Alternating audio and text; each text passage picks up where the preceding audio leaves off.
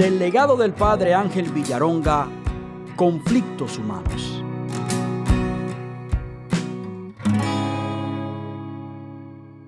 Queridos amigos, ahora para Villaronga con otro programa de los conflictos humanos. Estamos aquí para conversar con ustedes durante esta media hora. Lo hacemos como siempre llegándonos a su lado, en la compañía de San Francisco de Asís. Señor, haz de mí un instrumento de tu paz. Que donde haya odio ponga yo amor. Que donde haya ofensa ponga yo perdón. Que donde haya discordia ponga yo unión. Que donde haya error ponga yo verdad. Que donde haya duda ponga yo la fe. Que donde haya desesperación ponga yo esperanza. Que donde haya tinieblas ponga yo tu luz. Que donde haya tristeza ponga yo alegría. Oh Divino Maestro, que no busque tanto ser consolado como consolar, ser comprendido como comprender, ser amado como amar. Porque dándonos como recibimos, olvidándonos de mismo como encontramos, perdonándonos como somos perdonados, y muriendo es como nacemos a la vida eterna. San Francisco de Asís. Quiero que esta Cuaresma sea distinta. Me place recordar iglesias llenas que hablan no tanto de mí, ni mucho menos, sino del ansia y del hambre que en tiempo de Cuaresma la gente tiene para escuchar la palabra de Dios. Es uno de los méritos, uno de los frutos de la Santa Cuaresma, escuchar esa palabra que nos va iluminando, nos va haciendo entrar en el espíritu de la reconciliación con Dios, con los hermanos, con nosotros mismos, y nos prepara para el camino de la Pascua. Siguiendo a Javier Picasa, un hombre extraordinario que ha ahondado mucho en la liturgia, quiero también presentar un aspecto, diría yo, nuevo, positivo de la Cuaresma. Nos hemos quedado muchas veces en el color morado de los ornamentos eclesiales en tiempo de Cuaresma, nos hemos quedado en algunas penitencias que muchas veces se hacen por costumbre, porque siempre se ha hecho así.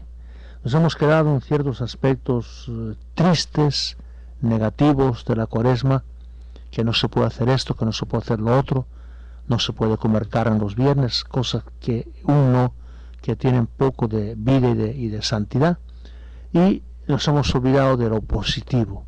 Y en eso positivo quiero yo insistir en estos días, para que descubramos qué riqueza ha puesto Dios a nuestro alcance en esta Santa Cuaresma, para que quizás tengamos que hacer una mea culpa de no haber aprovechado otras Cuaresmas, quizás sin mucha culpa nuestra, porque seguíamos la tradición, porque siempre lo hacíamos así, porque era la costumbre, porque quizás no nos lo dijeron de otra manera, pero no haber descubierto tanta riqueza, tanta cosa positiva, porque Dios no es un Dios de nos, Dios es un Dios de sí, de lo positivo en nuestra vida. Hay unos aspectos en el Evangelio de San Mateo que trazan a nuestro juicio un sentido muy profundo de lo que debe ser una Cuaresma. San Mateo nos habla en el capítulo 3, del versículo 13 al 17, del nacimiento, del desierto y de la conversión. Como en un capítulo, en unos versículos nada más, entran 3 aspectos interesantísimos para vivir en esa Santa Cuaresma: nacimiento, desierto y conversión. Jesús ha venido al desierto de la vera del Jordán, donde proclama penitencia Juan el Bautista. Aquel bautismo de Jesús, cuya festividad se celebró en la liturgia católica, no fue un acto aislado, fue una epifanía, una teofanía de realmente la primera prueba pública de que Jesús era el Hijo de Dios. Se ha puesto en la cola Jesús con los penitentes, como otro más de aquellos que iban a recibir el bautismo de Juan.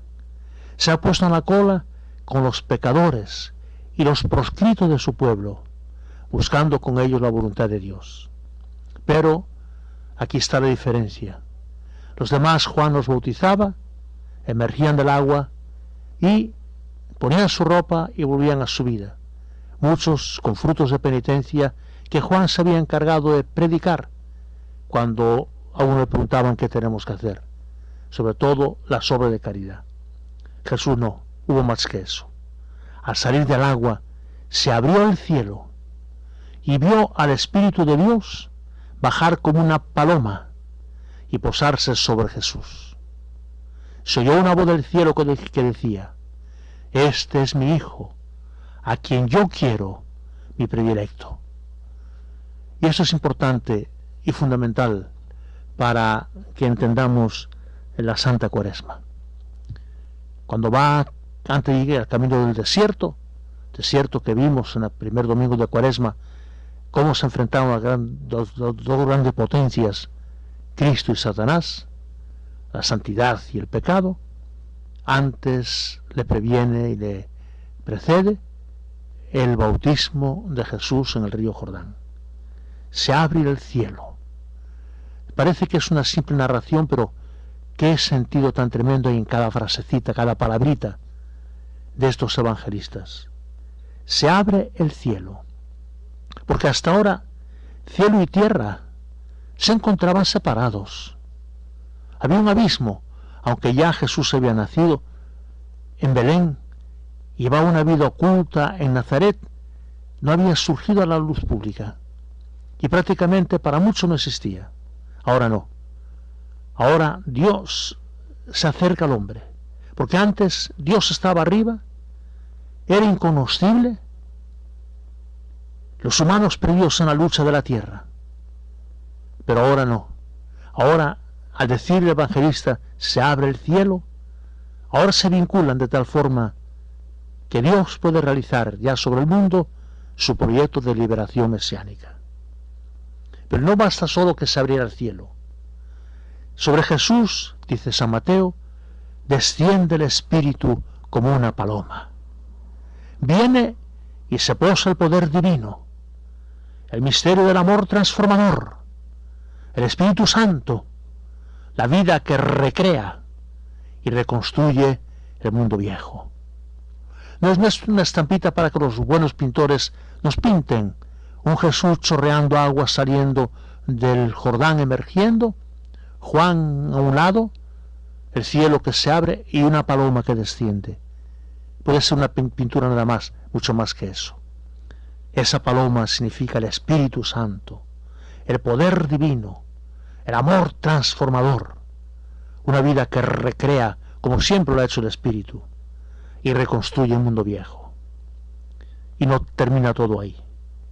Se escucha la voz que dice: este es mi Hijo, a quien quiero, mi predilecto. Y esta es la palabra fundamental, esta, la teofanía luminosa y radiante, la voz del Dios que se desvela como Padre, llamando a Jesús Hijo querido. Antes de toda voz humana, en el principio de la Cuaresma, debemos escuchar con Jesús la voz de Dios que nos llama diciéndonos Hijo, porque el Evangelio es historia que pasó, pero profecía que tiene que pasar. La palabra de Dios en el Evangelio es palabra viva, actual y eficaz. Lo que ahí sucedió, sucede. Pues esa voz del Padre, y qué linda Cuaresma, qué distinta esa Cuaresma tristona, arrastrada, sin estímulo. Comenzar esta Cuaresma sintiendo que Dios nos llama, diciéndonos Hijo, en palabras donde culminan y se cumplen todas las palabras de la historia. Cristo, Hijo de Dios, nosotros, hijos del Padre. Ha llegado un momento culminante. El mismo Dios dirige su mirada hacia Jesús y le reconoce como Hijo, diciéndole y diciéndonos a nosotros: este es mi Hijo muy amado, a quien yo quiero, el predilecto. Sucedió en el Santo Bautismo, cuando éramos infantes pequeñitos, y la fe de nuestros padres nos llevó a una iglesia a ser bautizados. Cuando el sacerdote derramó el agua llamándonos por nuestro nombre por primera vez: fulano, yo te bautizo en el nombre del Padre, y del Hijo y del Espíritu Santo, se abrió el cielo. Y la voz del Padre, de ese Padre en cuyo nombre fuimos bautizados, repitió, como en el Jordán: este es mi Hijo, a quien yo quiero, mi predilecto. Y eso somos nosotros. Qué distinto mirarnos así, predilectos de Dios. Quizá nos falten bienes materiales, quizá nos falte salud, quizá nos falten prebendas humanas, quizá nos falte inteligencia, quizá nos falten dones naturales. Hijo de Dios es el mayor tesoro que podemos tener en la vida. Un tesoro que cuando los otros se pueden perder o lo pueden robar o hay que dejarlos irse de este mundo, la filiación divina es el gran tesoro que nadie nos puede arrebatar si nosotros no queremos. Este es. ¿Se dan cuenta que es una manera de hablar distinta? ¿Qué cercanía la del Santo Evangelio? Comparen con el Antiguo Testamento, Dios distante, el Dios tonitruante del Sinaí, que habla entre rayos y truenos, a quien Moisés se acerca y le dice: déjame ver tu rostro, y aquella voz potente le dice: Moisés, el que vea mi rostro morirá. Pero ¿cómo se presenta Dios en el desierto y en el Éxodo? Yo soy el que soy Yahvé. Ahora no. El Dios de Jesús dice: este es. Ya no se define cerrándose en su yo, sino haciendo ser a otro, a su Hijo Jesús, y haciéndonos a nosotros, sus hijos. Este es. Un dedo nos señaló el día del bautismo, y una palabra se oyó sobre nosotros. Por eso San León Magno decía: conoce, oh cristiano, tu dignidad, tu grandeza, que no depende de tus cosas externas, de tu filiación divina, Hijo de Dios. Este es mi Hijo. En el origen y principio de Dios escuchamos la voz del Padre que nos dice con Jesús y como a Jesús. Y esto es lo grande de la Cuaresma. Si lo sintiéramos así, si lo escucháramos así, si lo viviéramos así, qué alegría tendríamos. Y entonces, con las privaciones voluntarias de la Cuaresma, que sí debemos hacerlas para poder predicar mejor la caridad, tendríamos un espíritu de alegría tremendo. Porque Dios nos dice, y hay que oírlo en esta Cuaresma: eres mi Hijo. Yo hago que tú lo seas. Yo te constituyo mi Hijo. Solo quien escucha estas palabras puede luego transformarse y convertirse si hace falta. En el origen de la vida no está la conversión, sino la gracia filial.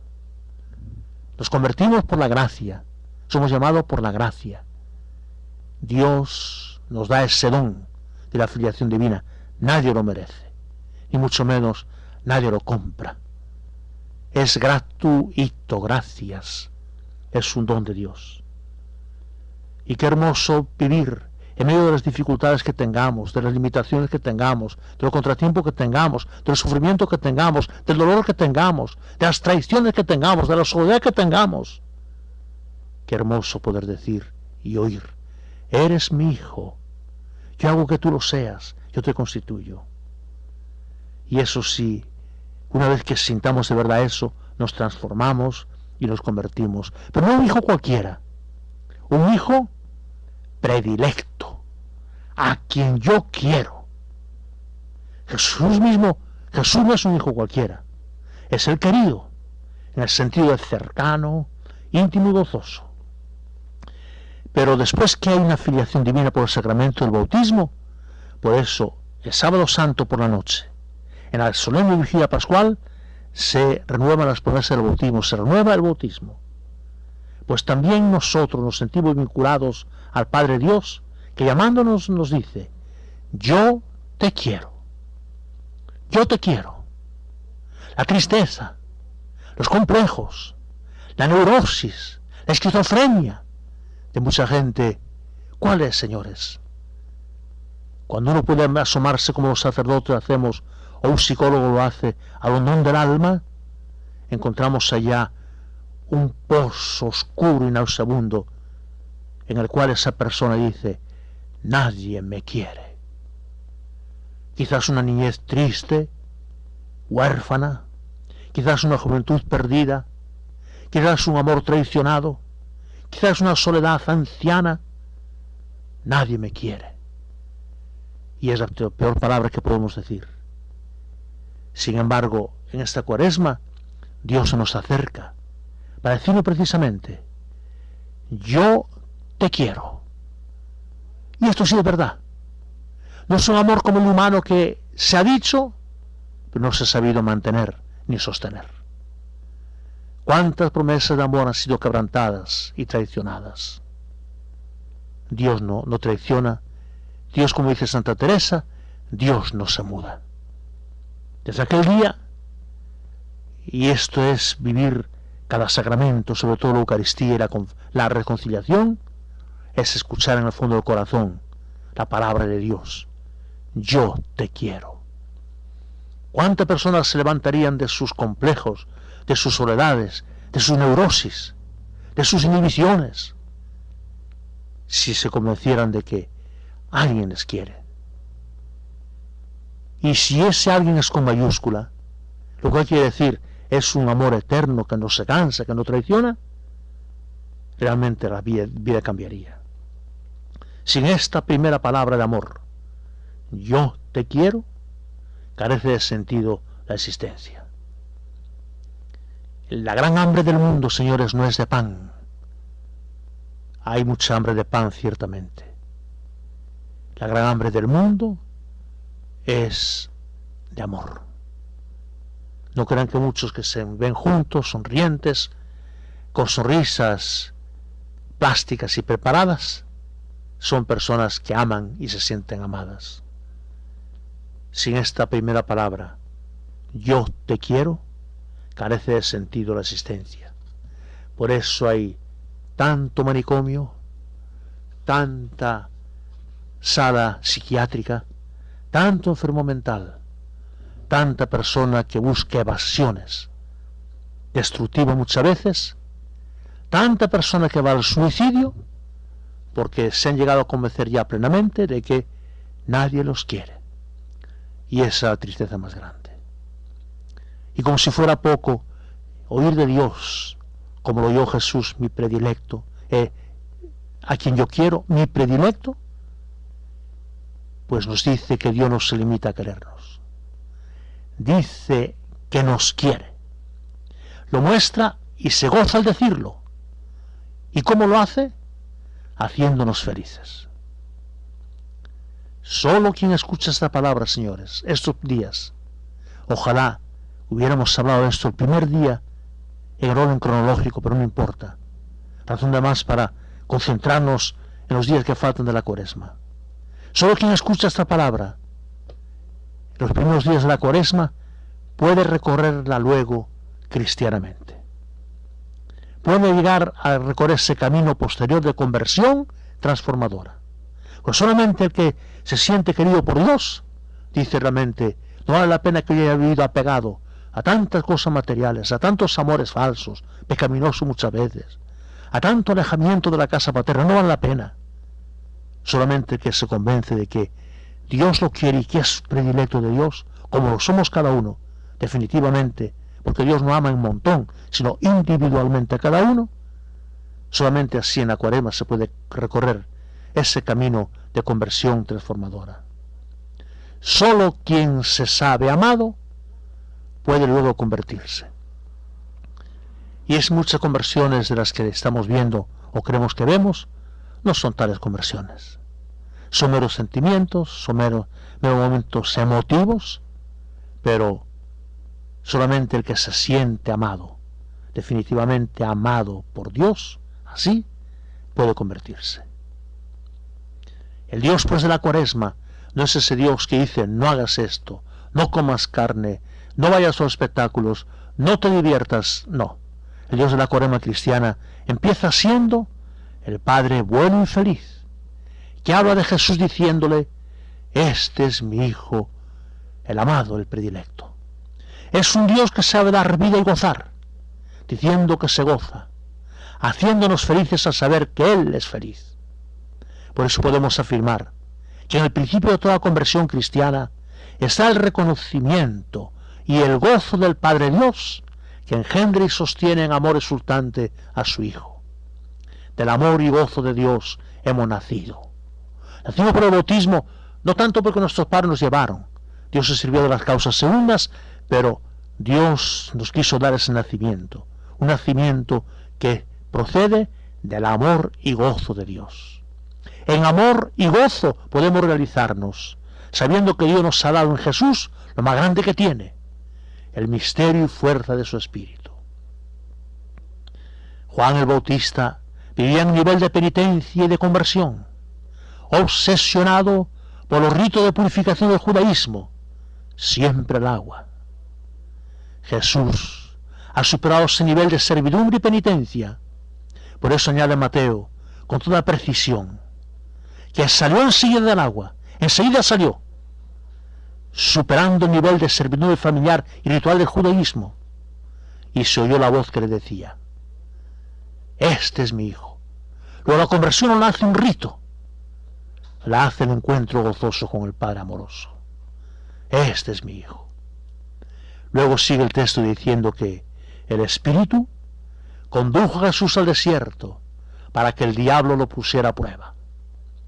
Jesús ayunó 40 días con sus noches. Ese es el principio de toda la Cuaresma, 40 días. Y de estos 40 días, en ese sentido gozoso espiritual, vamos a hablar. Porque entonces sí podemos entender con una óptica nueva, una visión nueva, gozosa y radiante, por qué Dios nos llama cada año a la conversión, al gozo de la Cuaresma, para vivir plenamente el gozo de la Pascua.